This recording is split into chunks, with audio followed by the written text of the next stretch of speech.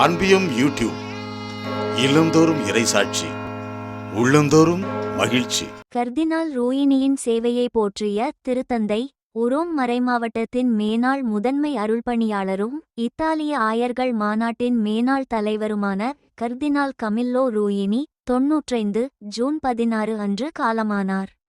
இதையடுத்து ஜூன் 17 அன்று வெளியிடப்பட்ட தந்திச் செய்தியில் திருத்தந்தை லியோ 14 தனது ஆழ்ந்த இரங்கலையும் அனுதாபத்தையும் தெரிவித்துள்ளார். ஜூன் 16 செவ்வாயன்று உரோம் மறைமாவட்டத்தின் மேனாள் முதன்மை அருள்பணியாளரும் இத்தாலிய ஆயர்கள் மாநாட்டின் மேனாள் தலைவருமான கர்தினால் கமில்லோ ரோயினி 95 காலமானதைத் தொடர்ந்து திருத்தந்தை வெளியிட்டுள்ள தந்திச் செய்தியில் தனது ஆழ்ந்த அனுதாபத்தையும் இரங்கலையும் தெரிவித்துள்ளார். ஜூன் 17 புதனன்று வெளியிடப்பட்டுள்ள தந்திச் செய்தியில் இவ்வாறு தெரிவித்துள்ள திருத்தந்தை கர்தினால் ரோயினி அவர்களை ஆழ்ந்த நம்பிக்கை, கூர்ந்த அறிவு மற்றும் தொலைநோக்கு பார்வை கொண்ட அனுபவமிக்க ஞானமிக்க திருஅவை சகோதரர் என புகழ்ந்தார்.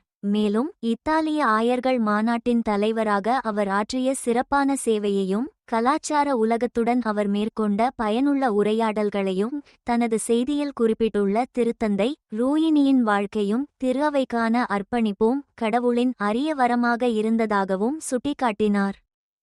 1931ஆம் ஆண்டு இத்தாலியின் சாச்சுவோலோவில் பிறந்த ரோயினி 1954இல் குருத்துவ பட்டம் பெற்றார். 1991ஆம் ஆண்டு திருத்தந்தை 2ஆம் ஜான் பால் அவரை கர்தினாலாக நியமித்தார். பின்னர் உரோம் மறைமாவட்டத்தின் முதன்மை அருள்பணியாளராகவும் இத்தாலிய ஆயர்கள் மாநாட்டின் தலைவராகவும் பணியாற்றினார். அவர் இத்தாலிய திருஅவையின் மிகவும் செல்வாக்குமிக்க தலைவர்களில் ஒருவராக கருதப்பட்டார். கடந்த சில ஆண்டுகளாக உடல்நலக்குறைவால் அவதிப்பட்டு வந்த ரோயினி 2024இல் இதய நோயும் 2025இல் சிறுநீரக செயலிழப்பும் காரணமாக சிகிச்சை பெற்றிருந்தார். அவரது இறுதிச்சடங்கு ஜூன் 18 வியாழனன்று வத்திக்கானில் உள்ள புனித பேதுரு பேராலயத்தில் நடைபெறவுள்ளது. இந்த அன்பியம் யூடியூப் சேனலை நீங்கள் ஷேர் பண்ணுங்க, சப்ஸ்கிரைப் பண்ணுங்க, லைக் பண்ணுங்க. Wish you all the best.